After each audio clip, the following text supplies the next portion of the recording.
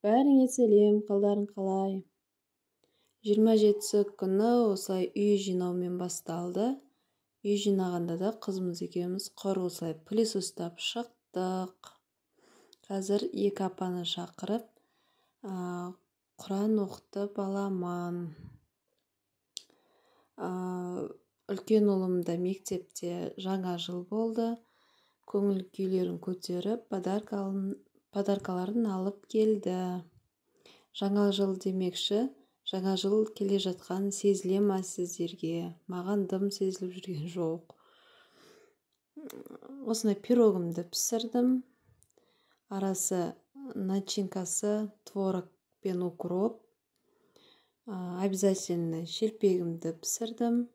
7 шелпек пісірдім. Бауырсақ пісірген жоқпын. Одан кейін күріш бастым. Екі апамды шақырып, Құран оқытып алдым. Ол кісілерді түсірген жоқпын, бірақ ыңғайсыздандым. Қызым деген осы жерге келіп алып, спичкаларды шашып ойнағанды жақсы көреді. Ал осы менде жарты күндік видеом.